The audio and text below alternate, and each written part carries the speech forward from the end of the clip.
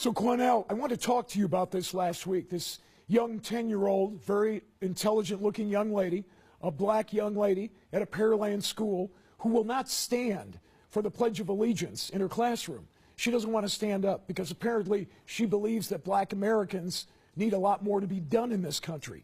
She is not willing to support the black Americans that have fought and died for this country. You know what I believe, Cornell? And I know you supported her publicly, but you know what I think? I think at 10 years old, she has no real understanding of what America is. So I wonder if her parents have sat her down and explained what Americans have given their lives, white, black, red. It doesn't make any difference.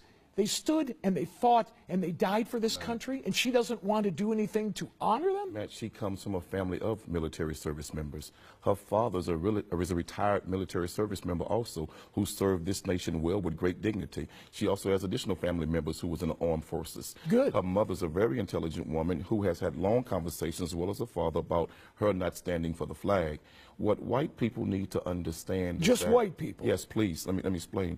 What white people need to understand is that that national anthem was written by Francis Scott Key, a slave owner. Oh, here we go. Who demonized and hated black slaves and black people. And that unwritten third, that unheard of and unspoken third verse, go research the third verse where he says, "There's no refuge in this country for the hireling or the slave. Both should be turmoil to the grave." How's her parents doing? This is a man Are they successful? that promised turmoil for black people to the grave. Would you ask Jewish children to say a pledge to a German anthem that disrespects Jewish people? If they're No, living you would in not. Germany, No, sure. you would not. Well, sure. That disrespects Jewish people? Then No, why, you would not. You certainly can kneel down. In America, you have the right to do that.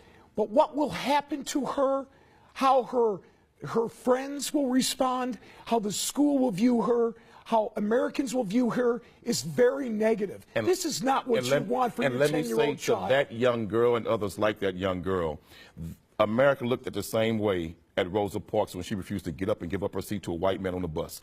But history vindicated her. History vindicated her. America demonized Harriet Tubman for freeing slaves from slavery, but history vindicated her. So I say to that young girl, you stand strong, stand up, and stand for what you believe in. And to all of those who are too coward to do it, don't get in that young girl's way. Others like her, support that young girl. What would you like her to say to the men and women who have fought for this country like I ran into over the weekend? The black men and women who fought for this country, and some who gave their lives. And ask the black men and women who served America in its military, like in the Independence War. We helped America get it, and we were still slaves afterwards. Ask those in Vietnam who gave their war on Vietnam battlefields, but then came back and was called niggers in their own country. We have fought in America's war, and we've never been given the justice and the due process of everybody else in this nation. Then so why don't you move to a different country? Why are you staying here if you don't like it? Let me tell you why. Because the country belongs to Indians. You white folks stole it from them, raped and robbed their people. This not your country. You all came over here and stole it and beat the hell out of them. So this not your country. It was my country. You all need to go home. If you're you all need to go back where you came from. If you don't like it, why don't you pack up and go? Let the Indians decide who should pack up and go. And I guarantee you black folks will stay, and you all will be on the first damn boat leaving here. So don't try that, brother. You all didn't make America. This is not your country. What you should do is sit down with someone who has fought for this country, Cornell. Get their opinion, too. Tons of black people have, and what have we gotten from it?